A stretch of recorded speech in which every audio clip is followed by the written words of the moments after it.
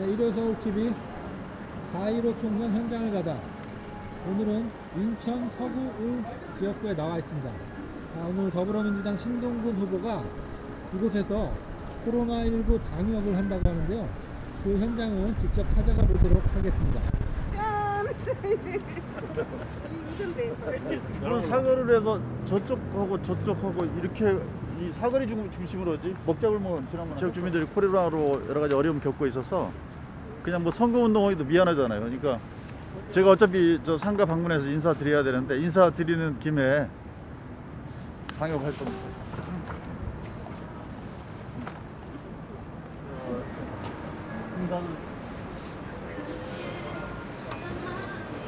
선거운동 대신 이렇게 방역 활동을 하고 계신데 네. 이 시민들의 반응은 어떤가요? 훨씬 낫죠. 그냥 하는 것보다. 예. 아무래도 그냥 인사만 오면 뭐 이런데 아무래도 소독해주면 좀 호응도가 좀 더 좋은 편이고요.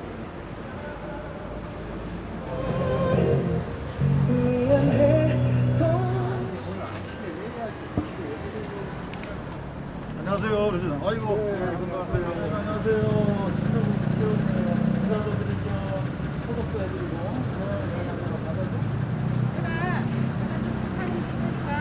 소독을 하는 거. 주부님과 24시간 이렇게 붙어 앉아 있으면 지겹지도 않아. 의원님이 사이좋게 지내라 그랬잖아요. 알았어요. 집에서도 붙어 있고.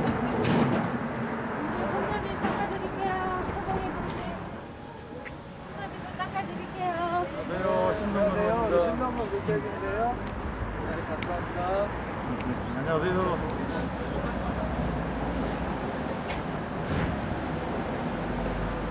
아유, 오늘 많이 했다.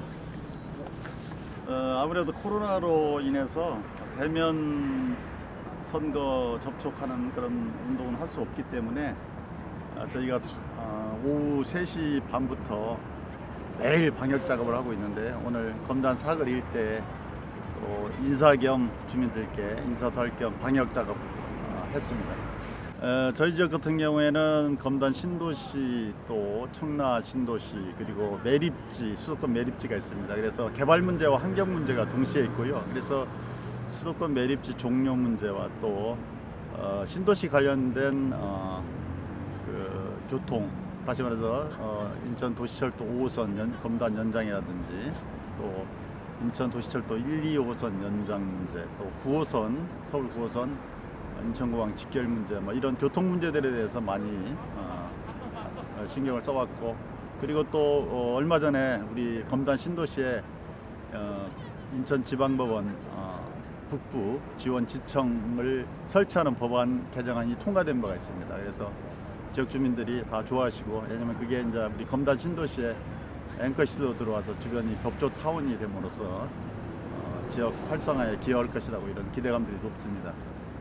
주로 저희 지역은 세계 최대의 수도권 매립지라고 하는 수도권 매립지가 또 존재하고 그걸로 인해서 주변에 환경 문제가 있고 또 산업단지들이 존재해서 이 환경 개선 문제가 지속적으로 제기되고 있고 또 하나는 주변에 검단 신도시, 청라 국제도시 등 개발 사업들이 굉장히 많습니다. 그래서 그 개발 사업에 대한 요구 또 그걸로 인한 교통 대책들에 대한 요구가 많고요. 그리고 또 이 우리 지역이 보통 30, 40대가 많이 사는 젊은 아이 가진 부모들이 많이 살기 때문에 교육 문화 인프라에 대한 그런 요구도 또 굉장히 많습니다. 저희는 뭐 2025년까지 매립지 종료해야 된다, 연장하면 안 된다 이런 생각을 가지고요. 그래서 그렇게 하기 위해서는 정부 주도로 대체 매립지 조성에 대해서 촉구를 해왔고 그래서 뭐 청와대도 방문하고 그래서 청와대 비서관 주재로 그 문제에 대해서 같이 논의한 적도 있습니다만은 이게 이제 지난번에 사자 협의체 과정에서 유정복 시장이 대체 매립지 조성이 되지 않는 경우에는 매립지 연장할 수 있는 그런 독소 조항을 만들었어요. 그러다 보니까 환경부나 서울시는 굉장히 미온적으로 지금 대처하고 있는 상황인 것 같고요.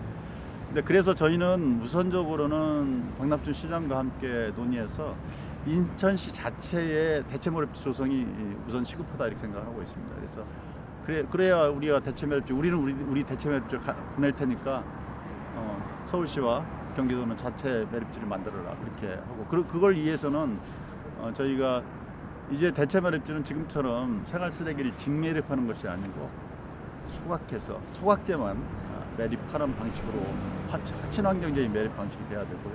그다음에 또 하나는 좀 대체 매립지 조성되는 곳에는 뭐 환경부 차원이 됐든 간에 이렇게 대규모 인센티브를 좀 제공할 필요가 있다 그런 생각을 하고 있습니다. 우선 제1공약이 매립지 종료 및 매립 부지의 친환경적인 활용이 있고요. 그 다음에 두 번째는 GTX-D 및 인천 지하철 5호선, 9호선 연장이 있고요. 그러한 어떤 획기적인 교통 대책을 좀 수립하겠다는 게 있고, 세 번째는 지금 인천시도 교육청을 이전하고자 합니다. 그래서 인천시 교육청을 서구로 이전해서 서구를 교육 혁신 도시로 좀 만들자 이런 부분들이 있고요. 그 다음에 아까 마지막에 말씀드린 것처럼 여러 가지 환경적인 문제가 있어서 친환경적이고 쾌적한 그런 자족 도시를 좀 만들자 이런 부분들이 있습니다. 여러 가지 지금은 뭐 코로나 정국이다 보니까 코로나가 빨리 좀 끝났으면 좋겠다 이런 소망들을 많이 말씀하시고, 또 이것으로 인해서 여러 가지 특히 이제 저희가 자주 만나는 분들이 보통 소상공인들 가게 하시는 분들이 있는 분들 아닙니까? 그러다 보니까 아무래도 장사가 좀 잘 안 되시니까 그런 경제 활력에 대한 그런 당부의 말씀 이런 것들을 많이 말씀하시죠. 우선 저희 서구가 굉장히 모범적인데요. 지역화폐, 상인연합회와 같이 해서 지역화폐를 내서 지역 상인들에게 실질적인 도움을 주고 있는데, 이게 생각보다도 굉장히 많이 호응도가 좋았어요. 그래서 오히려 한 1,000억 정도 조성을 했는데 그게 90일 만에 소진이 돼버릴 정도로, 처음에는 안 될까봐 이렇게 막 저희가 홍보까지 했는데 그런 상황이 오래서 좀 중앙정부가 지역 상품 화폐에 대한 상품에 대한 화폐에 대해 지역 화폐에 대해서 좀 더 지원, 인센티브잖아요. 그게 그 지원을 좀 더 많이 해줬으면 좋겠다 이런 생각을 갖고 있고, 그리고 또 당장에는 어쨌든 소상공인이나 이런 분들이 코로나에 의해서 좀 직격탄을 맞았잖아요. 특히나 이제 뭐 여행업계는 더 그렇고, 그래서 우선 긴급 생활 안정자금을 좀 지원해 주는 게 좋을 것 같다.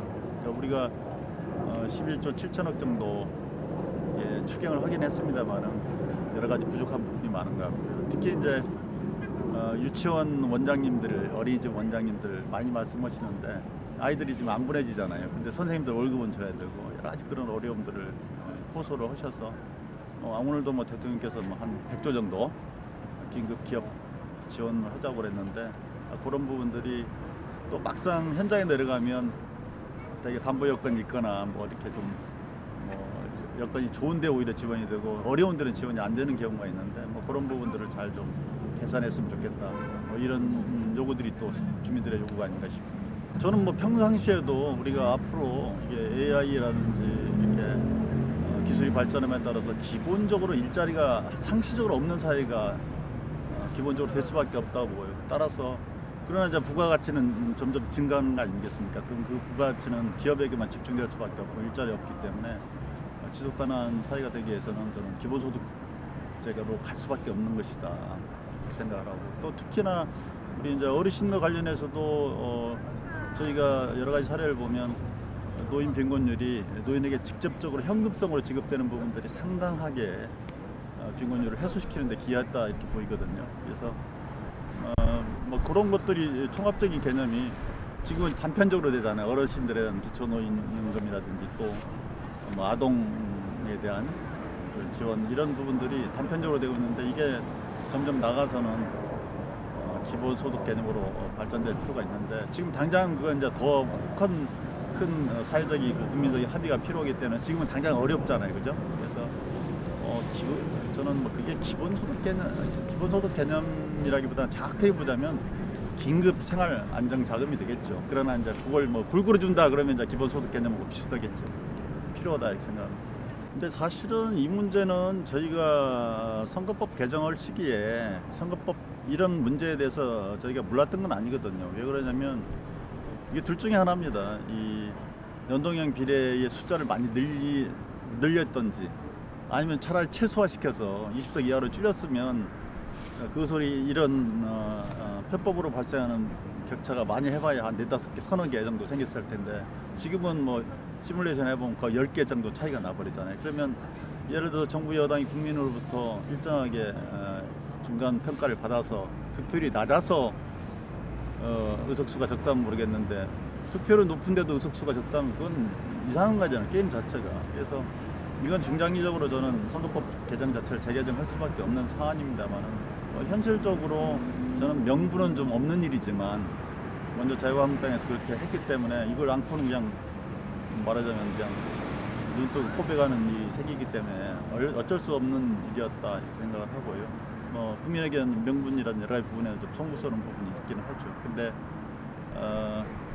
저는 이 문제에 관련해서 이게 이제 지역에 미치는 영향은 우리 국민들이 그 문제에 대해서 좀 호의적으로 반응하지는 않습니다만은 그래도 불가피한 부분이 있지 않냐라는 생각들이 많이 특히 저희 지지자들 사이에 많이 있는 것 같고요.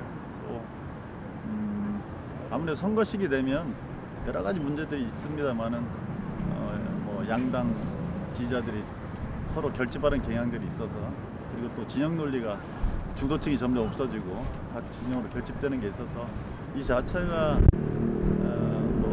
굉장히 크게 부정적 영향으로 미칠 가능성은 아주 없지는 않지만 저는 절대적으로 크지는 않다 이렇게 생각합니다. 지난 4년 동안 우리 지역 발전을 위해서 또 나름대로 대한민국의 정치 개혁을 해서 열심히 해왔습니다. 부족한 부분도 있었습니다만은 재선을 통해서 대한민국의 정치에 그리고 또 지역 발전을 위해서 꼭 필요한 그러한 의원으로 성장할 수 있도록 지역 시민 여러분께서 도와주시고 또 성원을 부탁드립니다. 더 열심히 하겠습니다. 감사합니다. 예.